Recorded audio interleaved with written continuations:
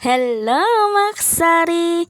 Nakabili na nga ako ng uling. Dahil sa nauna ko nga vlog ay hindi nga ako nakabili ng uling. At ito nga, meron nga nagsabi sa akin na meron daw nagtitinda ng uling dito malapit sa amin. Kinagabihan nga, pinuntahan namin ni Daddy Dudes. Ang kaso nga lang, inaubusan nga daw sila ng stock. Kinabukasan nga daw ulit sila magkakaroon ng uling. Kinabukasan nga, pinuntahan ko nga ulit at yan, nakabili na nga ako. Pagka-uwi ko nga, agad-agad ko nga nire-repack.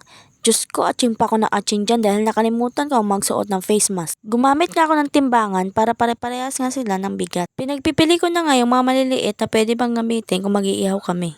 Ngayong araw nga ay mamimili ako. Sinamahan nga ako ni Daddy Dus dahil ayaw niya nga daw ako magbuhat ng mga mabibigat.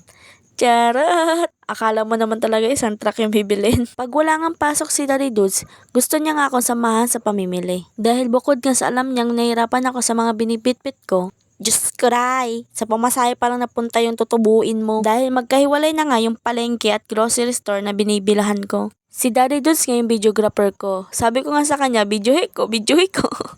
Dahil busy nga kami ni Daddy Dudes kakaalis, o 'di ba, 2:00 na. Hindi pa kumakain ng pananghalian.